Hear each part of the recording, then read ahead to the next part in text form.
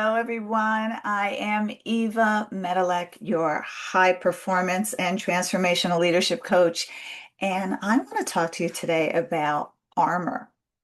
Now, not the physical kind that we put on to protect ourselves from hurt, harm, or danger, but I want to talk about the kind we put on emotionally, the kind that protects us from being vulnerable and ultimately growing into the person that we really want to be.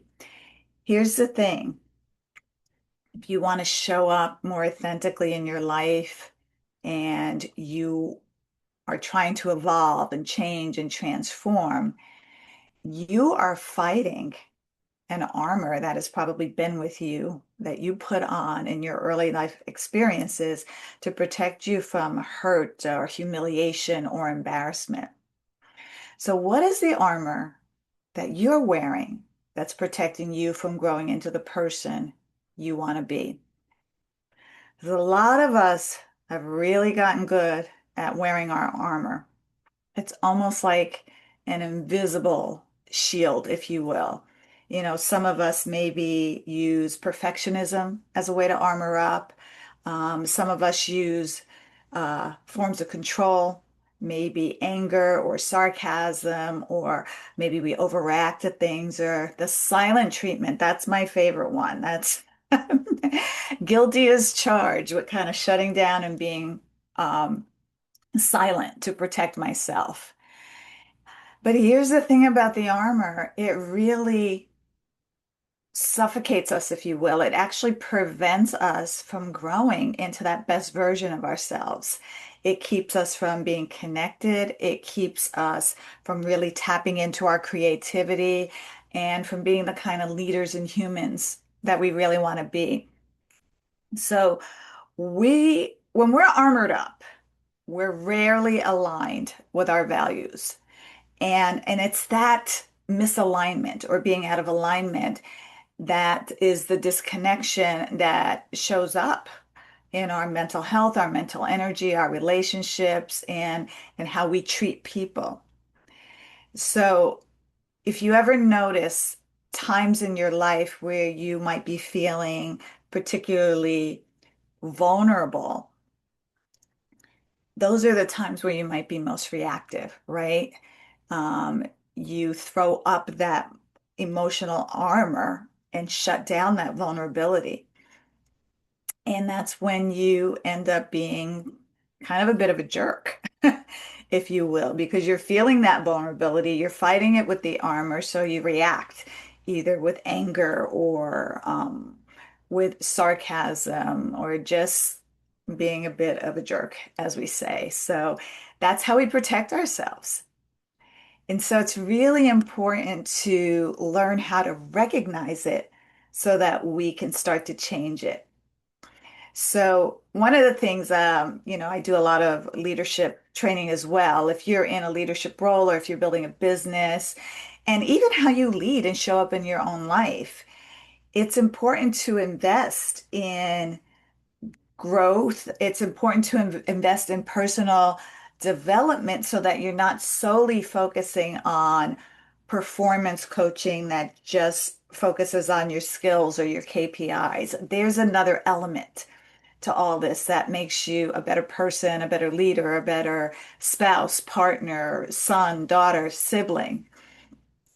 So investing in that culture and mindset so that you can build kind of the courage that you need to tap into the vulnerability that you'll need to break down that armor is really important. And that will move the needle, if you will, towards you becoming the best version of yourself. So I want to ask you a couple of questions. All right. If you really were to take a look at yourself, what kind of armor are you wearing? And what is that armor protecting you from? And what is it costing you to still be wearing that armor, to still have that shield of protection up? So let's talk about how you can start to break down. I'm not going into any deep coaching here, but I just want to give you a few insights in how you can break down this armor. Because the first step in breaking down the armor is getting clear and connected to your values. What values are you embodying for yourself? What values are important for you in your interaction with others and for your success as you are climbing that ladder of success? What are the values you want to bring with you so that your consistency can create the type of success you want to see in your life and business? So you got to get clear and grounded on the type of person that you want to be or grow onto, or that you know you are. And it just sometimes gets lost underneath that armor. What type of leader do you want to be? And let that clarity kind of drive your actions, right? You want to be clear. For example, if you want to be a patient, kind, and loving person, lashing out in anger or frustration or being a total jerk is not being aligned to that value, right? And when your actions aren't aligned to your values, it's because that armor, that shield you put up is pretty darn strong. And let's be honest, breaking it down is not going to be easy. It's been there for a very long time. It's become a part of who you are. And so, whether it's in your reactions or your defensiveness or how you react when you're embarrassed or your anger, it's a part of that armor that's keeping you from being aligned to the person that you really want to be. And it takes work. It takes a lot of work to drop that armor, and the work is ongoing.